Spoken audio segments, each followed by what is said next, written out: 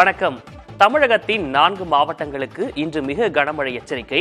பிரதமரை தொடர்ந்து வி.கே. பாண்டியனை விமர்சித்த அமித்ஷா, அணு ஆயுதங்களுடன் பயிற்சியில் ஈடுபடும் ரஷ்ய வீரர்கள், IPL தொடரில் இறுதிப் போட்டிக்கு முன்னேறிய கொல்கத்தா அணி என உள்ளூர் முதல் உலகம் வரையிலான செய்திகளை நிமிடச் செய்திகளாக பார்க்கலாம். வங்கக்கடலில் காற்றழுத்த தாழ்வு பகுதி இன்று உருவாக வாய்ப்புள்ளதாக வானிலை ஆய்வு மையம் கணித்துள்ளது. வங்கக்கடல் பகுதியில் நிலவும் வளிமண்டல கீழடுக்கு சுழற்சி காரணமாக தமிழ்நாட்டில் பரவலாக மழை பெய்து வருகிறது. இந்நிலையில் தேனி, தென்காசி, நெல்லை மற்றும் கன்னியாகுமரி ஆகிய 4 மாவட்டங்களில் இன்று மிக கனமழை பெய்ய வாய்ப்புள்ளதாக வானிலை ஆய்வு மையம் தெரிவித்துள்ளது. மேலும் தூத்துக்குடி, விருதுநகர், மதுரை, திண்டுக்கல், திருப்பூர், கோவை மற்றும் நீலகிரி ஆகிய 7 மாவட்டங்களில் கனமழை பெய்ய வாய்ப்புள்ளதாகவும் கூறப்பட்டுள்ளது. இதனிடையே வங்கக்கடலில் இன்று குறைந்த காற்றழுத்த தாழ்வு பகுதி உருவாகிறது. இது வடகிழக்கு திசையில் நகர்ந்து மத்திய கடல் பகுதியில் நாளை மறுநாள் காற்றழுத்த தாழ்வு மண்டலமாக மாறும் என்றும் வானிலை ஆய்வு மையம் கணித்துள்ளது. இதன் காரணமாக தமிழ்நாட்டிற்கு மேலும் மழை கிடைக்கும் என எதிர்பார்க்கப்படுகிறது.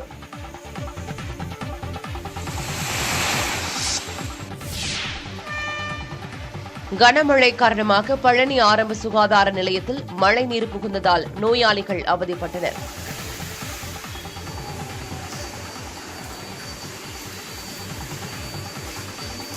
அதேபோல் வால்பாறை மலைப்பாதையில் ஏற்பட்ட மண் சரிவால் போக்குவரத்து துண்டிக்கப்பட்டது. கிருஷ்ணகிரி மாவட்டம் ஓசூரில் பொழிந்த கனமழை காரணமாக பழைய மாநகராட்சி அலுவலகம் முன்பாக தண்ணீர் தேங்கியது. வீட்டு வசதி வாரிய குடியிருப்பு, பூ மார்க்கெட் உள்ளிட்ட பகுதிகளிலும் சாலைகளில் மழைநீர் சூழ்ந்ததால் பொதுமக்கள் அவதியடைந்தனர். மேலும் தேன்கனிக்கோட்டை செல்லும் ரயில்வே பாலத்திற்கு கீழ் மழைநீர் தேங்கியதால் போக்குவரத்து தடைப்பட்டது.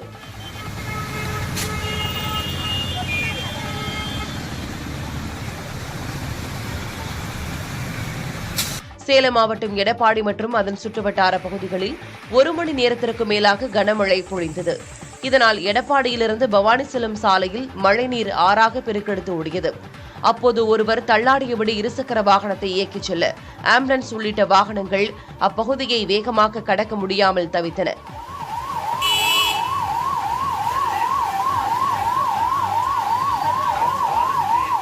இதேபோன்று தமிழகத்தின் பல்வேறு பகுதிகளிலும் இடியுடன் கூடிய கனமழை பொழிந்தது.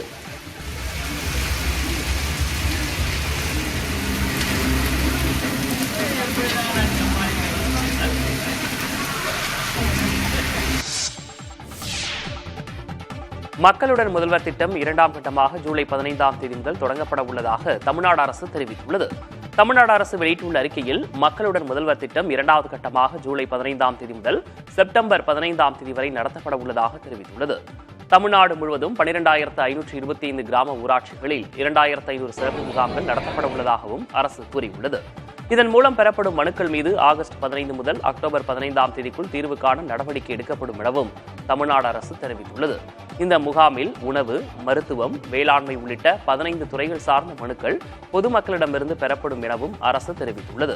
கடந்த 5 மாதங்களில் நடத்தப்பட்ட முகாம்கள் மூலம் 8,74,000 மனுக்கள் மீது தீர்வு காணப்பட்டுள்ளதாகவும் தெரிவிக்கப்பட்டுள்ளது. எனவே பொதுமக்கள் தங்கள் பகுதிகளில் நடைபெறவுள்ள மக்களுடன் முதல்வர் திட்ட முகாம்களில் தவறாமல் கலந்து கொண்டு பயனடைய வேண்டும் என தமிழ்நாடு அரசு கேட்டுக் கொண்டுள்ளது.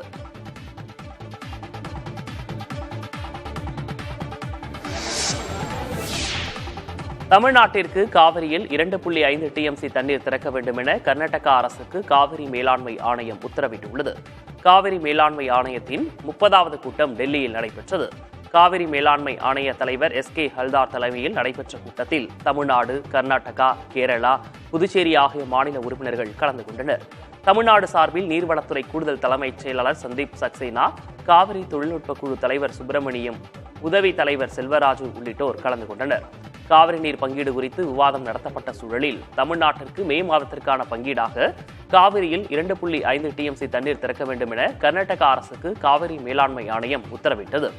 இந்த கூட்டத்தில் மேகதாது அணை குறித்து எந்த விவாதமும் நடத்தப்படவில்லை.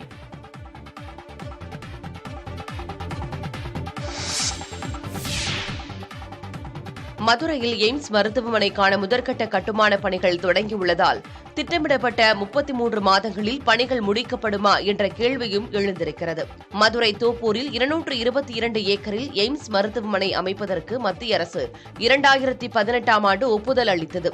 அறிவிப்பிற்கு பிறகு எந்த முன்னேற்றமும் இல்லாமல் இருந்த நிலையில் ஜப்பானின் ஜைகான் நிறுவன உதவியுடன் 1977 கோடியே 80 லட்சம் ரூபாய் மதிப்பீட்டில் கட்டுமான பணிகளை L&T நிறுவனம் செய்யவுள்ளது. இதனிடையே மருத்துவமனை நிர்வாகம் கட்டுமானத்துக்கான சுற்றுச்சூழல் அனுமதியை தமிழக அரசிடம் பெறாமல் இருந்தது தெரியவந்தது. இதைத் தொடர்ந்து கடந்த 2ஆம் தேதி மருத்துவமனை கட்டுமான திட்டத்திற்கான மதிப்பீட்டு ஆய்வறிக்கையை எய்ம்ஸ் நிர்வாகம் தமிழ்நாடு சுற்றுச்சூழல் துறையிடம் சமர்ப்பித்தது. இதன் பேரில் மே 10ஆம் தேதி எய்ம்ஸ் கட்டுமான பணிகளுக்கான சுற்றுச்சூழல் அனுமதி வழங்கப்பட்டது.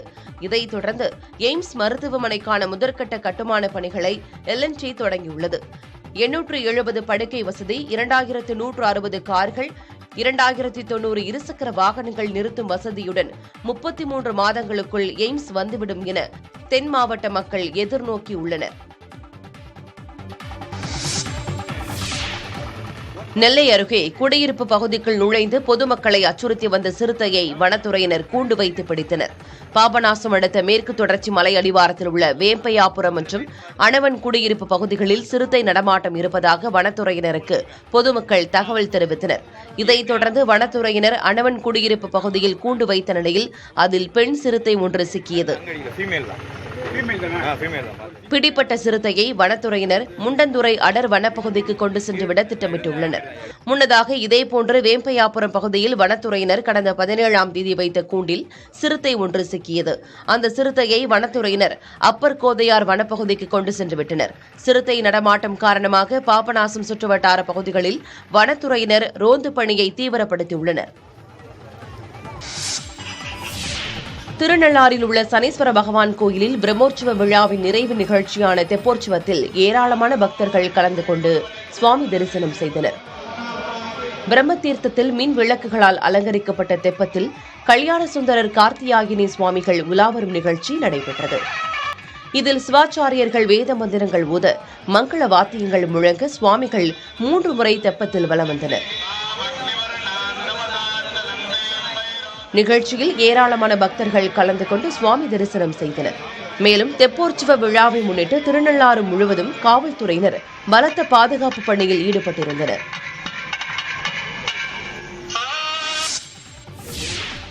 ஆந்திராவில் ஒய்எஸ்ஆர் காங்கிரஸ் கட்சியைச் சேர்ந்த சட்டமன்ற உறுப்பினர் வாக்குச்சாவடிக்குள் புகுந்து வாக்குப்பதிவு இயந்திரத்தை உடைத்த அதிர்ச்சி சம்பவம் தற்போது வெளிச்சத்திற்கு வந்திருக்கிறது.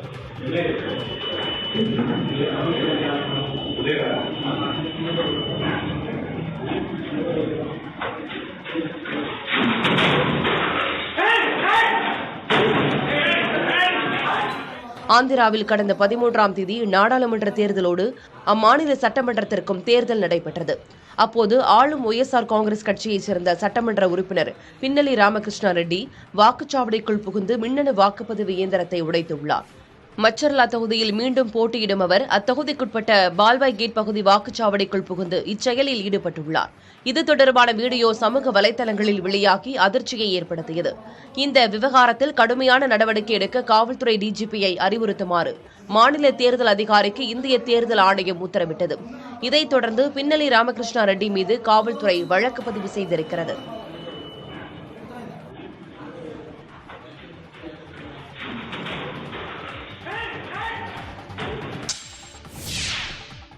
பெங்களூருவில் உள்ள ராமேஸ்வரம் கஃபே உணவகத்தில் வெடிகுண்டு வெடித்த வழக்கு தொடர்பாக தமிழகம் உள்ளிட்ட 4 மாநிலங்களில் தேசிய புலனாய்வு முகமை அதிகாரிகள் சோதனை மேற்கொண்டனர். பெங்களூருவில் செயல்பட்டு வரும் ராமேஸ்வரம் கஃபே உணவகத்தில் கடந்த மார்ச் மாதம் 1ஆம் தேதி வெடிகுண்டு வெடித்தது. இதில் தொடர்புடையவர்களை கைது செய்து அதிகாரிகள் விசாரணை மேற்கொண்டு வருகின்றனர். அதன் தொடர்ச்சியாக என்ஐஏ அதிகாரிகள் நேற்று சோதனை நடத்தினர். கோவையில் 2 இடங்களில் என்ஐஏ அதிகாரிகள் சோதனையில் ஈடுபட்டனர். பெங்களூருவைச் சேர்ந்த ஜாஃபர் இக்பால் மற்றும் நகீம் சித்திக் ஆகியோர் கோவை தனியார் மருத்துவமனையில் பயிற்சி மருத்துவர்களாக உள்ளனர். சாய்பாபா காலனியில் அவர்கள் வசிக்கும் வீட்டில் சென்னையைச் சேர்ந்த என்ஐஏ அதிகாரிகள் விசாரணை நடத்தினர். தமிழ்நாடு மட்டுமின்றி தெலுங்கானா, கர்நாடகா, ஆந்திரா ஆகிய மாநிலங்களில் மொத்தமாக 11 இடங்களில் என்ஐஏ அதிகாரிகள் சோதனை நடத்தினர். வழக்கு தொடர்பாக முறையான விசாரணை நடைபெற்று வருவதாக என்ஐஏ தரப்பில் தெரிவிக்கப்பட்டுள்ளது. பாலியல் வழக்கில் சிக்கிய பிரஜ்வல் ரேவண்ணாவின் பாஸ்போர்ட்டை முடக்க வேண்டும் என மத்திய அரசுக்கு பரிந்துரை செய்து சிறப்பு புலனாய்வு குழு கடிதம் எழுதியுள்ளது. கர்நாடகா மாநிலத்தின் ஹசன் தொகுதி எம்பியான பிரஜ்வல் ரேவண்ணா மீது பாலியல் புகார் எழுந்தது.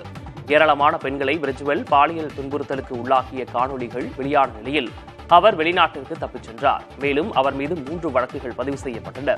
இந்த வழக்குகளை சிறப்பு புலனாய்வு குழு விசாரித்து வரும் சூழலில் அவருக்கு எதிராக ப்ளூ கார்னர் நோட்டீஸ் விடுக்கப்பட்டுள்ளது. பிரஜ்வலுக்கு எதிராக நீதிமன்றம் பிடிவாரண்ட் பிறப்பித்துள்ள நிலையில் அவரது பாஸ்போர்ட்டை ரத்து செய்ய மத்திய அரசுக்கு சிறப்பு புலனாய்வு குழு கடிதம் எழுதியுள்ளது. மேலும் பிரஜ்வலின் 7 வங்கிக் கணக்குகளை முடக்கவும் அதிகாரிகள் நடவடிக்கை எடுத்துள்ளனர். நாடாளுமன்ற தேர்தல் வாக்குப்பதிவு முடியும் முன் பிரஜ்வலை கைது செய்ய சிறப்பு புலனாய்வு குழு மும்முரம் காட்டி வருகிறது.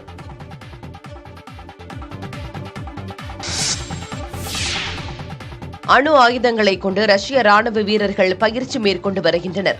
யுக்ரைனுடனான போரில் ரஷ்யா பல்வேறு யுக்திகளை கையாண்டு முன்னேறி வருகிறது. இந்த நிலையில் அதிபர் விளாடிமிர் புட்டினின் உத்தரவை தொடர்ந்து ரஷ்ய ராணுவத்தினர் அதிநவீன ஆயுதங்களை கொண்டு போர் ஒத்திகை பயிற்சியில் ஈடுபட்டனர். ரஷ்யாவிற்கு எதிராக அமெரிக்கா மற்றும் இங்கிலாந்து வழங்கிய ஆயுதங்களை போரில் யுக்ரைன் பயன்படுத்தி வரும் நிலையில் ரஷ்ய ராணுவத்தினர் நான் ஸ்ட்ராட்டஜிக் அணு ஆயுதங்களை பயன்படுத்தி ஒத்திகையில் ஈடுபட்டனர். யுக்ரைன் நாட்டின் எல்லைக்கு அருகே நடைபெற்ற இந்த ஒத்திகையில் ஏராளமான ரஷ்ய ராணுவ வீரர்கள் கலந்து கொண்டு பயிற்சியில் ஈடுபட்டனர்.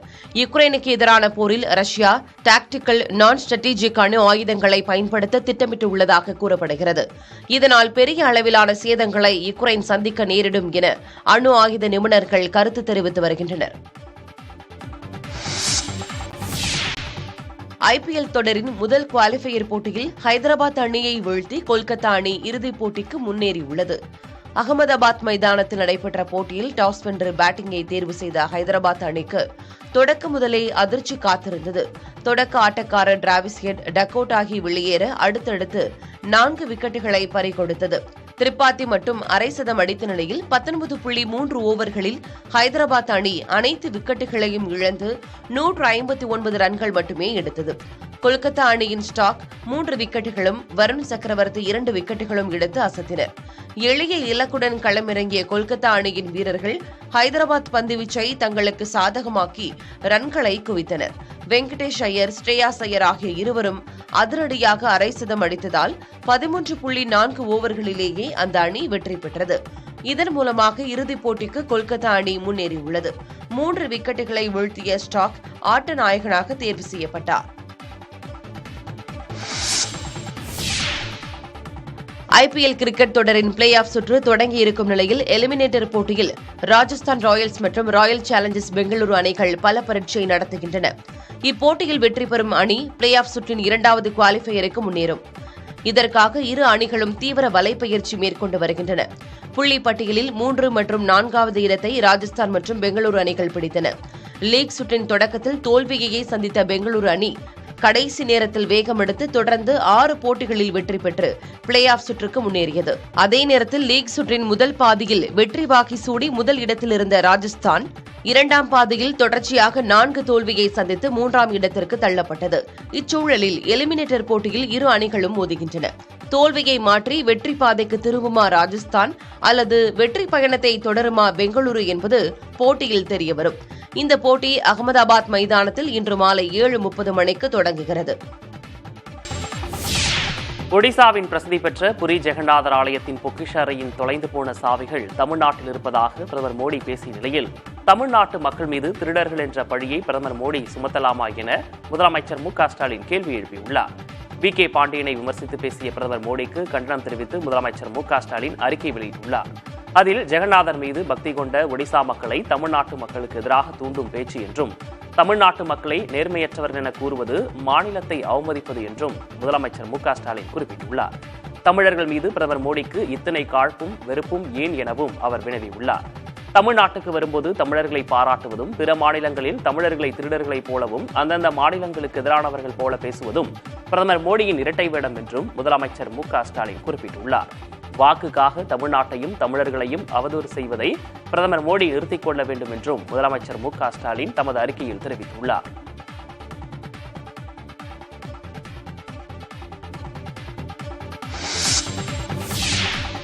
மக்களை இனம், மதம், மொழி மற்றும் சாதியின் பெயரால் பிளவுபடுத்துவதில் திமுக நிபுணத்துவம் வாய்ந்தது என பாஜக மாநில தலைவர் அண்ணாமலை குற்றம் சாட்டியுள்ளார்.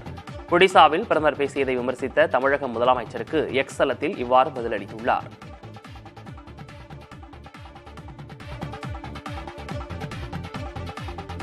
முதலமைச்சர் புரிந்து கொள்ள வேண்டும். மு.க. ஸ்டாலின் அவர்கள் அவருடைய அறையை தாண்டி இந்தியாவில் என்ன நடக்குதுன்னு தெரிஞ்சுக்கணும். நாளைக்கு வேறு மாநிலத்தை சார்ந்த ஒருவர் டிஎம்கேல இணைஞ்சு முதலமைச்சர் அவருக்கு நெருக்கமானா அவரை தமிழகத்தினுடைய முதலமைச்சர் வேட்பாளர் திமுக அறிவிக்குமா? அப்போவெல்லாம் மண்ணின் மைந்தர் நம்ம பேசுறோமல்ல, அதே மாதிரி தான் ஒரிசாலையும் பேசுவாங்க. தமிழ்நாட்டில் மண்ணின் மைந்தர் இங்க இருக்கும் நம்ம பேசுறோம். நாம ஒரிசாக்கு மட்டும் தனி நியாயமா? அந்த இடத்துல இதை போன்ற குற்றத்தை பாரத பிரதமர் நரேந்திர மோடி அவர்கள் மக்களின் முன்பு குற்றம் சுமத்தி வச்சா எப்படி தப்பாகும்? அதை கண்ட்ரோல் பண்றவர் வேறு மாநிலத்தில் வந்து உட்கார்ந்து இருக்காங்க. ஒரிசா மக்களுக்கு மரியாதை கலாச்சாரத்துக்கு வந்து முன்னுரிமை கொடுக்காம பிஜு ஜனதாதள் வந்து இன்னொருத்தரை ப்ரொமோட் பண்றாங்க. நாங்கள் ஒரிசால பிறந்த ஒருத்தரை ஒரிசாவுடைய முதலமைச்சராக ஆக்குவோம்னா என்னங்க தப்பது? அதனால் முதலமைச்சர் அவர்கள் தயவு செய்து புரிந்து கொண்டு பேச வேண்டும். பிரதமர் அவர்களுக்கு தமிழக மக்களின் மீது அளவரிய அன்பு, மதிப்பு, மரியாதை இருக்கு. அதுக்கு தமிழ்நாட்டுக்காரங்க எல்லாத்தையும் கொண்டு போய் இந்தியாவில் இருக்கிற எல்லா மாநிலத்தினுடைய முதலமைச்சர் ஆக்க முடியுமா?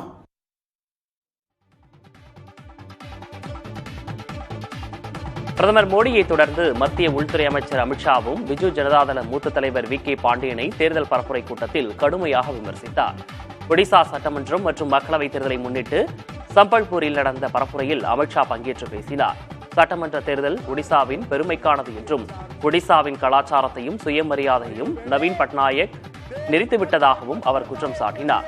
பிஜு ஜனதாதள ஆட்சியில் ஒடிசா 25 ஆண்டுகள் பின்னோக்கி சென்றுவிட்டதாகவும் 25 லட்சம் மக்களுக்கு தற்போதும் வீடு, குடிநீர் வசதி இல்லை என்றும் குறிப்பிட்டார். ஒடிசாவை தமிழ் மொழி பேசுபவர் ஆள வேண்டுமா, மண்ணின் மைந்தர் ஆள வேண்டுமா எனவும் அமித்ஷா கேள்வி எழுப்பினார். मुझे बताओ संबलपुर वालों, ये महान उत्कल प्रदेश पर कोई तमिल बाबू शासन कर सकता है क्या? अरे जोर से बोलो, कर सकता है क्या? मैं आज के कर जाता हूं, उत्कल भूमि पर शासन उत्कल भूमि की संतान ही करेगी जो ओडिया भाषा में बात कर सके. வேங்கை வயல் விவகாரத்தில் குற்றப்பத்திரிகை தாக்கல் செய்ய 1 மாதம் அவகாசம் கேட்டு சிபிசிஐடி காவல்துறை 10வது முறையாக மனு தாக்கல் செய்துள்ளது. புதுக்கோட்டை மாவட்டம் வேங்கை வயல் குடிநீர் மேல்நிலை நீர்த்தேக்க தொட்டியில் மனித கழிவு கலக்கப்பட்ட நிகழ்வு குறித்து சிபிசிஐடி காவல்துறை விசாரணை நடத்தி வருகிறது. இந்த வழக்கு புதுக்கோட்டை வன்கொடுமை தடுப்பு நீதிமன்றத்தில் நடைபெற்று வரும் சூழலில் சிபிசிஐடி காவல்துறை தற்போது வரை குற்றப்பத்திரிகை தாக்கல் செய்யவில்லை. இந்நிலையில் குற்றப்பத்திரிகை தாக்கல் செய்ய மேலும் 1 மாதம் அவகாசம் கேட்டு புதுக்கோட்டை நீதிமன்றத்தில் சிபிசிஐடி காவல்துறை 10வது முறையாக மனு தாக்கல் செய்துள்ளது. இந்த விவகாரம் நிகழ்ந்து 500 நாள்கள் கடந்த போதும் தற்போது வரை குற்றவாளிகள் யார் என்பது கண்டறியப்படவில்லை. 221 நபர்களிடம் விசாரணை நடத்தியுள்ள சிபிசிஐடி 31 பேருக்கு மரபணு சோதனை மற்றும் 5 பேருக்கு குரல் மாதிரி பரிசோதனையும் செய்துள்ளது. முன்னாள் சிறப்பு டிஜிபி ராஜேஷ் தாஸ் மீது அவரது மனைவி அளித்த புகாரின் அடிப்படையில் வழக்கு பதிவு செய்யப்பட்டுள்ளது. அதே நேரத்தில் ராஜேஷ் தாஸும் அவரது மனைவி மீது வழக்கு தொடர்ந்துள்ளார். பாலியல் புகாரில் சிக்கிய முன்னாள் சிறப்பு டிஜிபி ராஜேஷ் தாஸ் மீது அவரது மனைவியான வீலா வெங்கடேஷ் கேளம்பாக்கம் காவல் நிலையத்தில் புகார் அளித்தார். அந்த புகாரில் தனது கணவர் ராஜேஷ் தாஸை பிரிவதாக ஏற்கனவே அறிவித்த நிலையில் தனது கேளம்பாக்கம் பண்ணை வீட்டில் புகுந்து காவலாளியை தாக்கியதாக தெரிவித்திருந்தார். இதன் அடிப்படையில் ராஜேஷ் தாஸ் மீது கொலை மிரட்டல், அத்துமீறி நுழைதல் என 5 பிரிவுகளின் கீழ் கேளம்பாக்கம் காவல்துறையினர் வழக்கு பதிவு செய்துள்ளனர். இதனிடையே மின்சாரத்துறை செயலாளரான தனது மனைவி வீலா வெங்கடேஷிடம் நிர்பந்தத்தின் பேரில் தனது வீட்டின் மின் இணைப்பை துண்டிக்கப்பட்டது என்றும் முறையாக மின்சார கட்டணம் செலுத்தி வந்த போதும் மின்சாரத்தை துண்டித்த மின்சார வாரிய ஊழியர்கள் மீது நடவடிக்கை எடுக்க வேண்டும் என ராஜேஷ் தாஸ் மின்சார வாரியத்தில் புகார் மனு அளித்துள்ளார்.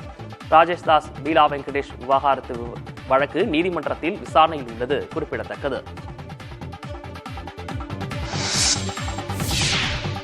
விழுப்புரம் சார் இணைப்பதிவாளர் வீட்டில் லஞ்ச ஒழிப்புத்துறை காவல்துறையினர் நடத்திய சோதனையில் 30 லட்சம் ரூபாய் மதிப்பிலான நகைகள் மற்றும் வைப்பு நிதி பத்திரங்கள் கண்டுபிடிக்கப்பட்டுள்ளன. விழுப்புரம் இணை சார் பதிவாளர் அலுவலகத்தில் பத்திரப்பதிவு செய்ய வரும் பொதுமக்களிடம் அங்குள்ள அதிகாரிகள் அரசு நிர்ணயித்த கட்டணத்தை விட அதிகமாக பணம் வாங்குவதாக லஞ்ச ஒழிப்புத்துறைக்கு புகார்கள் வந்தன. இதனையடுத்து லஞ்ச ஒழிப்புத்துறையினர் விழுப்புரம் இணை சார் பதிவாளர் அலுவலகத்தில் திடீர் சோதனை செய்தனர். அப்போது அங்கு கணக்கில் வராத 1,80,000 ரூபாய் ரொக்கப்பணத்தை அதிகாரிகள் பறிமுதல் செய்தனர். இணை சார் பதிவாளர் தையல் நாயகி மற்றும் அலுவலக ஊழியர்கள் கிள்ளி வளவன், மணி உட்பட 8 பேர் மீது வழக்கு பதிவு செய்தனர். இதையடுத்து கடலூர் மாவட்டம் குறிஞ்சிப்பாடி அருகே உள்ள சார் இணைப்பதிவாளர் தையல் நாயகி வீட்டில் 8 மணி நேரத்திற்கு மேலாக லஞ்ச ஒழிப்புத் துறையினர் சோதனை மேற்கொண்டனர். அதில் 30 லட்சம் ரூபாய் மதிப்பிலான வைப்பு நிதி பத்திரம் மற்றும் நகைகளும் கண்டுபிடிக்கப்பட்டன. மேலும் 17 சொத்து ஆவணங்களும் அவரது குடும்பத்தார் பெயரில் வாங்கப்பட்ட 4 சொகுசு கார்களும் கண்டறியப்பட்டன. கடலூர் மாவட்டம் பண்ருட்டியில் 8 லட்சம் ரூபாய் மதிப்புள்ள பான் மசாலா, குட்கா உள்ளிட்டவற்றை காவல்துறையினர் பறிமுதல் செய்து வட மாநிலத்தைச் சேர்ந்த சகோதரர்களை கைது செய்தனர். பண்ருட்டி திருவதிகை பகுதியில் உதவி ஆய்வாளர் எழில்தாசன் மற்றும் காவலர்கள் ரோந்து பணியில் ஈடுபட்டிருந்தனர். அப்போது சந்தேகத்தின் பேரில் இருசக்கர வாகனம் ஒன்றை நிறுத்தி சோதனை செய்ததில் அதில் இருந்த சாக்கு மூட்டையில் அரசால் தடை செய்யப்பட்ட பான் மசாலா, குட்கா உள்ளிட்டவை இருந்தது. அவற்றை எடுத்து வந்த நபரை பிடித்து விசாரித்ததில் பண்ருட்டி பெருநிலையம் அருகே ஜெயப்பிரியா நகரில் செயல்பட்டு வந்த கடை ஒன்றில் பான் மசாலா, குட்காவை பதுக்கி வைத்து கள்ளத்தனமாக கடைகளுக்கு விற்பனை செய்வது தெரியவந்தது. இதையடுத்து சுமார் 8 லட்சம் ரூபாய் மதிப்பிலான தடை செய்யப்பட்ட புகையிலைப் பொருட்களை காவல்துறையினர் பறிமுதல் செய்து அவற்றை வைத்திருந்த கர்மீரான் மற்றும் அவரது தம்பி மாலாராமை கைது செய்தனர்.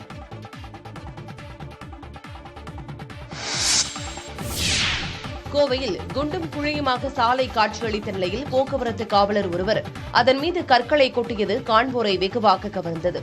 கோவை ரயில் நிலையம் அருகே உள்ள சாலையில் நாள்தோறும் ஆயிரக்கணக்கான வாகனங்கள் பயணிக்கின்றன.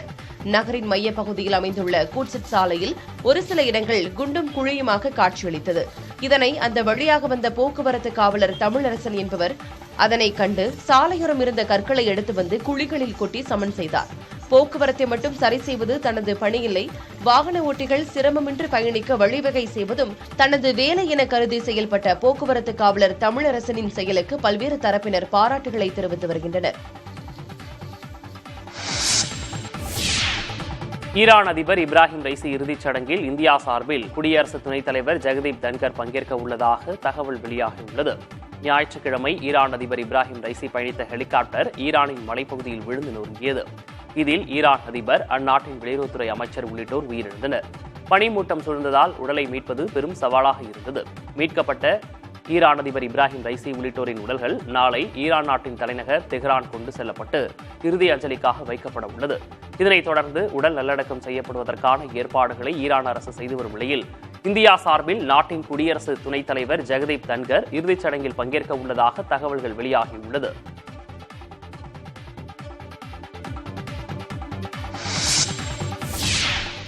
கனமழை காரணமாக பெங்களூரு நகரில் சாலைகளில் தண்ணீர் குளம் போல் தேங்கியதால் வாகன ஓட்டிகள் அவதியடைந்தனர். பெங்களூரு மாநகரில் கடந்த சில நாட்களாகவே கனமழை பெய்து வருகிறது. இந்நிலையில் நேற்று மாலை புறநகர் பகுதிகளான தேவனஹள்ளி, மரத்தஹள்ளி, வரத்தூர், சர்ஜாபுரா உள்ளிட்ட இடங்களில் இடைவிடாது கனமழை பெய்தது. இதன் காரணமாக நகரின் முக்கிய சாலைகள் அனைத்தும் குளம் போல் காட்சியளித்தன. இடுப்பளவு தண்ணீர் தேங்கியதால் சாலையோரம் நிறுத்தப்பட்ட வாகனங்கள் நீரில் மூழ்கின. பல பகுதிகளில் வெள்ளம் பெருக்கெடுத்து ஓடியதால் வாகன ஓட்டிகள் கடும் சிரமத்திற்கு ஆளாகினர். விபத்துகளை தவிர்க்கும் பொருட்டு வாகனங்கள் சாலையில் மெதுவாக ஊர்ந்து செல்வதை காண முடிந்தது.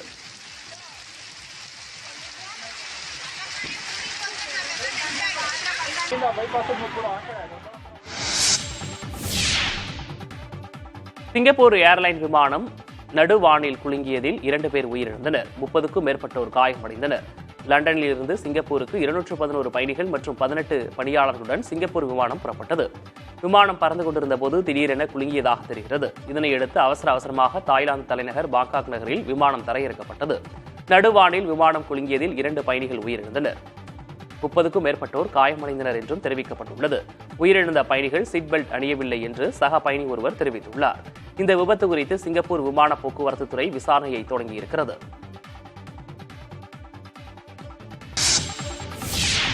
பெரிய இயக்குநர்களுடன் இப்போது வேலை செய்வதால் தான் சொன்ன கதையை மறந்திருப்பார் என சூரியை நடிகர் சிவகார்த்திகேயன் கிண்டல் அடித்துள்ளார். சென்னையில் நடைபெற்ற கருடன் பட விழாவில் கலந்து கொண்ட அவர் இவ்வாறு பேசினார். சூரியண்ணனுக்கு முதல்ல அவரை கதையின் நாயகனா நீங்க நடிக்கலான்னு சொல்லி அவருக்கு ஃபர்ஸ்ட் கதை சொன்னது நான் தான். அவருக்கு ஞாபகம் இருக்கான்னு தெரியல. ஏன்னா இப்ப பெரிய டைரக்டர்ஸோட ஒர்க் பண்றாரு. ஸோ அப்போ புதுசா கதை சொன்னவங்களை ஞாபகம் வச்சிருப்பாரான்னு தெரியல. சீமராஜா ஷூட்டிங் அப்போ ஒரு டைம் கேப் இருந்தது. நீங்க ஏன்னா லீடா தம்பி சும்மா என்ன மாதிரி பேசிட்டு போக கூடாது, நான் பாட்டுக்கு ஒரு வண்டியை ஓட்டிக்கிட்டு இருக்கேன், குத்தி அப்படின்னு தான் சொன்னார் ஃபர்ஸ்ட். இல்லைன்னா இந்த மாதிரி ஒரு கதை பண்ணுங்கண்ணே, ஒரு கதையில ஒரு அழகான கேரக்டரா எடுத்து நீங்க பிரதானமா வர மாதிரி பண்ணுங்கன்னு ஒரு கதை சொல்லி சொன்னேன். தனக்கு பிறக்கப்போகும் குழந்தையின் பாலினத்தை யூடியூபர் இர்ஃபான் வெளிப்படுத்தியது சர்ச்சையான நிலையில் அந்த காணொலியை நீக்கியுள்ளார். இர்ஃபான் வியூஸ் என்ற பெயரில் யூடியூபர் இர்ஃபான் பிரபலங்களுடன் வீடியோ பதிவு செய்து வருகிறார். இந்த நிலையில் தனது மனைவியின் கருவில் இருக்கும் குழந்தையின் பாலினத்தை தனது யூடியூப் பக்கத்தில் வெளியிட்டார். கருவில் இருக்கும் குழந்தை ஆணா பெண்ணா என அறிவது சட்டப்படி குற்றம் என இந்தியாவில் தடை செய்யப்பட்டிருக்கிறது. இந்த நிலையில் தனது மனைவியின் கருவில் இருக்கும் குழந்தை குறித்து யூடியூபர் இர்ஃபான் வெளிப்படையாக அறிவித்தது சர்ச்சையை ஏற்படுத்தியது. இதுகுறித்து சுகாதாரத்துறை விளக்கம் கேட்டதுடன் கருவின் பாலினம் குறித்து அறிவித்த காட்சியை நீக்குமாறும் அறிவுறுத்தியது. இதையடுத்து தனது வலைதள பக்கத்திலிருந்து அந்த காட்சியை இர்ஃபான் நீக்கியுள்ளார். பாலினம் அறிவது, அறிவிப்பது உள்ளிட்ட செயல்களில் ஈடுபடுவோர் மற்றும் ஸ்கேன் சென்டர்கள், மருத்துவமனைகள் மீது கடும் நடவடிக்கை எடுக்கப்படும் என தமிழக அரசு எச்சரித்துள்ளது.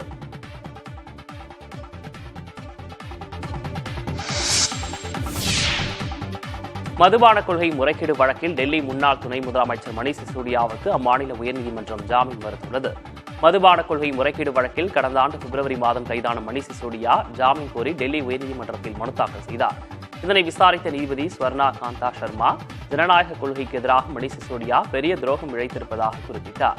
சிசோடியா மின்னணு ஆதாரங்கள் உள்ளிட்டவற்றை அழிக்க முற்பட்டதாகவும் நீதிபதி சுட்டிக்காட்டினார். மேலும் மணீஷ் சிசோடியா டெல்லி அரசிலும் ஆம் ஆத்மி கட்சியிலும் முக்கிய பதவியில் இருந்ததால் தனது அதிகாரத்தை அவர் தவறாக பயன்படுத்தியிருப்பதாக சுட்டிக்காட்டிய நீதிபதி மணீஷ் சிசோடியாவின் மனுவை தள்ளுபடி செய்து உத்தரவிட்டார்.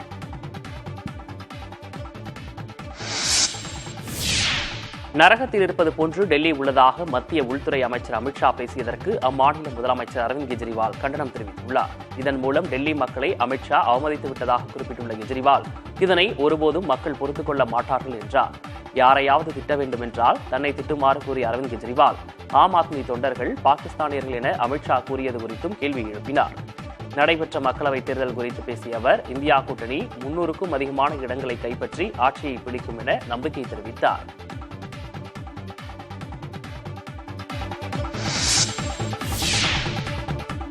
வைகாசி விசாக விரதத்தை முடிப்பதற்காக திருச்செந்தூர் முருகன் கோயில் வளாகத்தில் அசைவம் சமைத்து சாப்பிடுவதற்கு தடை விதிக்கப்பட்டுள்ளது பக்தர்களிடையே அதிருப்தியை ஏற்படுத்தியுள்ளது. வைகாசி விசாக திருவிழாவிற்காக திருச்செந்தூர் முருகன் கோயிலுக்கு பக்தர்கள் பாத யாத்திரையாகவும் காவடி எடுத்து வருவதும் வழக்கம். விரதம் மேற்கொண்டு வரும் அவர்கள் திருவிழா முடிவடைந்த மறுநாள் கோயில் வளாகத்தில் அசைவம் சமைத்து சாப்பிட்டு விரதத்தை முடிப்பார்கள். இந்நிலையில் இந்த ஆண்டு கோயில் வளாகத்தில் அசைவம் சமைத்து சாப்பிட தடை விதிக்கப்பட்டுள்ளது. இதற்கான அறிவிப்பை வெளியிட்டுள்ள கோயிலின் இணை ஆணையர் கார்த்திக், கோயிலில் அசைவம் சாப்பிடுவது ஆகம விதிகளுக்கு எதிரானது என்பதால் அதற்கு தடை விதிக்கப்பட்டுள்ளது என கூறியுள்ளார். கோயில் இணை ஆணையரின் இந்த அறிவிப்புக்கு கண்டனம் தெரிவித்துள்ள பக்தர்கள் இது ஏமாற்றம் அளிப்பதாக வேதனை தெரிவித்துள்ளனர்.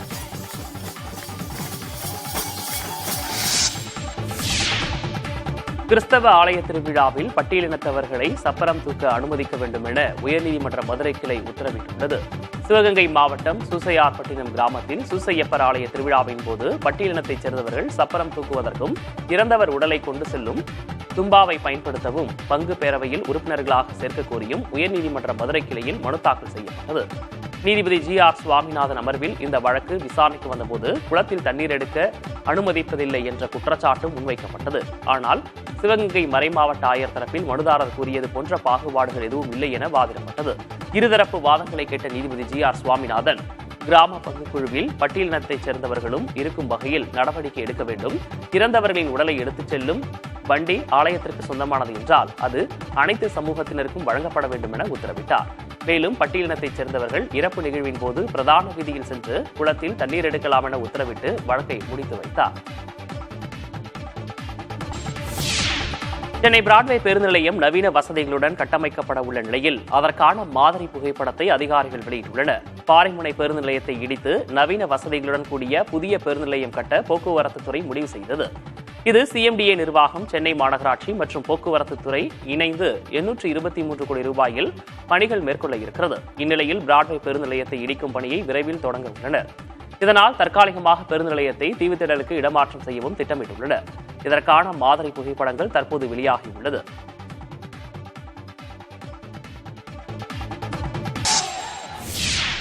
ஆரணி அருகே வரதட்சணை கேட்டு கொடுமைப்படுத்துவதாக குற்றஞ்சாட்டி கணவர் வீட்டிற்கு வெளியே உறவினர்களுடன் இளம்பெண் தர்ணாவில் ஈடுபட்டார். ஆரணி அடுத்த வடுகசாத்து கிராமத்தைச் சேர்ந்தவர் ரேகா.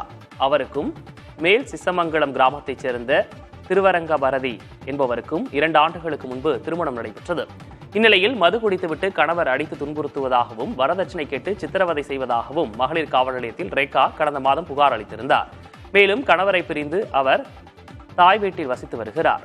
இந்நிலையில் தாய் வீட்டில் திருமணத்தின் போது அளித்த நகைகளை திருப்பித் தர வலியுறுத்தியும் தனி கொடுத்தனம் செல்ல வேண்டும் என கூறியும் கணவர் திருவரங்க பாரதி வீட்டின் வெளியே பெற்றோர் மற்றும் உறவினர்களுடன் மனைவி ரேகா தர்ணாவில் ஈடுபட்டார்.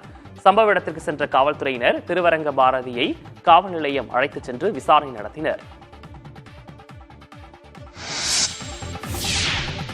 திருவாரூர் மாவட்டத்தில் உள்ள ஒரு கிராமத்தில் முறையாக மின்சாரம் விநியோகிக்கப்படாததால் பொதுமக்கள் பெரிதும் பாதிக்கப்பட்டுள்ளனர்.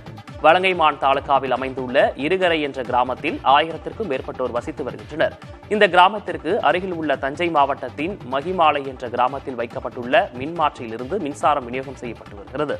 இந்நிலையில் குறைந்த மின்னழுத்தம் கொண்ட மின்சாரம் வழங்கப்படுவதால் அதை வைத்துக் கொண்டு மேல்நிலை நீர்த்தேக்க தொட்டியில் குடிநீர் ஏற்றி பொதுமக்களுக்கு விநியோகம் செய்ய முடியாத நிலை ஏற்பட்டுள்ளதாக பொதுமக்கள் தெரிவித்துள்ளனர். மேலும் வீட்டில் உள்ள மிக்சி, கிரைண்டர், ஃபேன் உள்ளிட்ட மின்சாதன பொருட்கள் குறைந்த மின்னழுத்தம் கொண்ட மின்சாரத்தால் அடிக்கடி பழுதடைவதாக வேதனை தெரிவித்துள்ள அவர்கள் முறையான மின்சாரத்தை விநியோகம் செய்ய வேண்டும் என வலியுறுத்தியுள்ளனர். தண்ணியே சுத்தரா இருக்க மாட்டேங்குது. நான் மாசமா இருக்கேன், கையில ஒரு பிள்ளைய வச்சிருக்கேன். நான் எங்க போய் தண்ணி தூக்குவேன்? எனக்கு யார் இருக்கா? எல்லாருமே முக்கால்வாசி எங்களுக்கு வந்து அங்கேருந்து போர்லேருந்தும் 2 கிலோமீட்டர் தள்ளி பக்கத்து கிராமலேருந்து எல்லாத்துலேயுமே தண்ணி தூக்கிட்டு வராங்க. ரொம்ப கஷ்டப்படுறோம் நாங்கள். எங்களுக்கு கரண்ட்டே கிடையாது. எங்களுக்கு சுத்தர ரொம்ப நல்லாகுது நாங்கள் தூங்கியே. கிருஷ்ணகிரி அருகே கேஆர்பி அணையில் கொத்து கொத்தாக செத்து மிகுந்த மீன்கள் புதிய தலைமுறை செய்தி எதிரொலியாக அகற்றப்பட்டன. கேஆர்பி அணையில் கடந்த 10 நாட்களில் 20 டன் அளவிற்கு மீன்கள் செத்து மிதந்தன. நீரில் அதிக அளவில் ரசாயனம் கலந்ததே மீன்கள் இறப்பிற்கு காரணம் என அப்பகுதி மீனவர்கள் குற்றஞ்சாட்டினர். இறந்த மீன்களால் துர்நாற்றம் வீசுவதாகவும் நோய் தொற்று பரவும் ஆபத்து இருப்பதாகவும் அவர்கள் புகார் கூறினர். இது தொடர்பாக செய்தி புதிய தலைமுறையில் வெளியானது. இந்நிலையில் அணை பகுதியில் குவியல் குவியலாக செத்து கிடந்த மீன்களை மீன்வளத்துறை மற்றும் பொதுப்பணித்துறை ஊழியர்கள் அப்புறப்படுத்தினர். இருப்பினும் அணை நீரில் தண்ணீரில் ஆக்சிஜன் தட்டுப்பாடு இருப்பதால் மீன்கள் வாழ முடியாத சூழல் இருப்பதாக தெரிவித்த சமூக ஆர்வலர்கள் மீன்கள் வாழும் வகையில் உரிய நடவடிக்கைகளை எடுக்க வேண்டும் என கோரிக்கை விடுத்துள்ளனர்.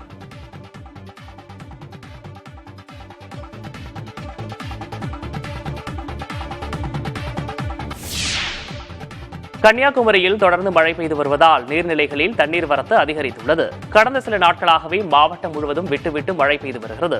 குறிப்பாக குழித்துறை, மார்த்தாண்டம், தக்கலை உள்ளிட்ட நகர்ப்பகுதிகளிலும் மலையோர கிராமங்களிலும் மழை பெய்து வருகிறது. இதனால் பேச்சிப்பாறை, பெருஞ்சாணி, சிற்றார் அணைகளுக்கு நீர்வரத்து தொடர்ந்து அதிகரித்து வருகிறது. பேச்சிப்பாறை அணையிலிருந்து 3வது நாளாக உபரி நீர் வெளியேற்றப்பட்டு வருவதால் தாமிரபரணி ஆறு மற்றும் கோதை ஆற்றில் தண்ணீர் பெருக்கெடுத்து ஓடுகிறது. இதனிடையே கடல் சீற்றத்துடன் காணப்படுவதால் குமரி மீனவர்கள் இன்றும் கடலுக்கு மீன்பிடிக்க செல்லவில்லை. மேலும் தொடர் மழை காரணமாக ரப்பர் மரங்களிலிருந்து பால் வடிக்கும் தொழில் முடங்கியுள்ளது. பிரதமர் மோடி பேசியதை முதலமைச்சர் மு.க. ஸ்டாலின் மக்களிடம் திரித்து கூறுவதாக மத்திய இணையமைச்சர் எல்முருகன் குற்றம் சாட்டியுள்ளார். இது தொடர்பாக சமூக வலைதளத்தில் பதிவிட்டுள்ள அவர், ஒடிசா தேர்தல் பரப்புரையில் பிரதமர் மோடி பேசியதை திரித்து கூறி அவதூறு பரப்புவது அற்ப அரசியலை காட்டுவதாக விமர்சித்துள்ளார். ஒடிசாவின் பொக்கிஷமான புரி ஜெகநாதர் கருவூல சாவியை மீட்கும் நோக்கத்தில் தமிழ்நாட்டைச் சேர்ந்த IAS அதிகாரி V.K. பாண்டியனை குறிக்கும் விதத்தில் பிரதமர் மோடி பேசியதை தமிழர்களுக்கு எதிராக பேசியதாக முதலமைச்சர் திரித்து கூறுவது நாகரிகமற்ற செயல் என எல்முருகன் குறிப்பிட்டுள்ளார். தமிழர்கள் மீதும் தமிழ்நாட்டின் மீதும் பிரதமர் மோடி அதிக அன்பை கொண்டுள்ளதாகவும் எந்த நிலையிலும் அவர் தமிழ் மொழி, தமிழர், தமிழ்நாட்டுக்கு ஆதரவாகவே செயல்பட்டுள்ளதாகவும் எல்முருகன் விளக்கம் அளித்துள்ளார்.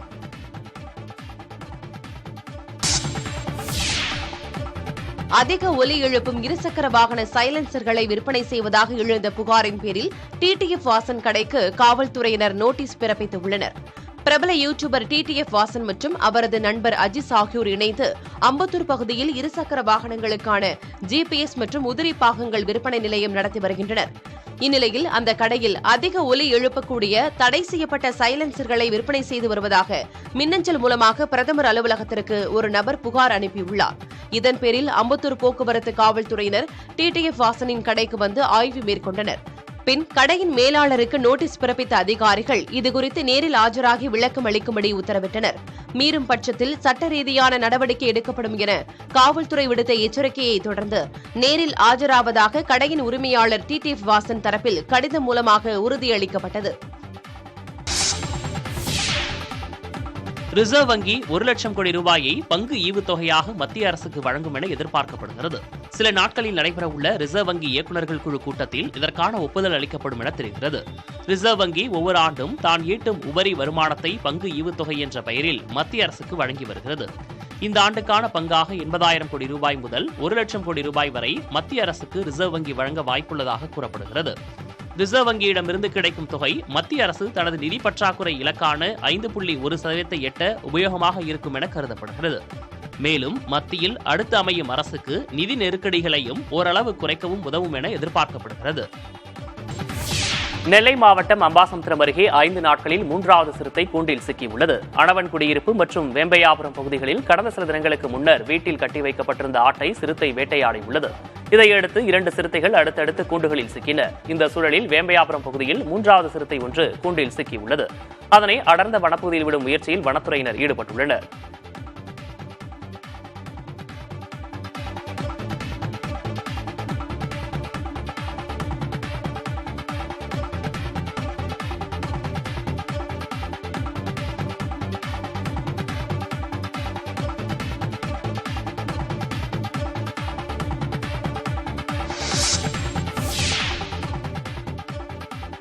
சர்வதேச கிரிக்கெட்டில் அதிக அனுபவமற்ற அணியாக அமெரிக்கா வங்கதேசத்தை தோற்கடித்து அதிர்ச்சி அளித்துள்ளது.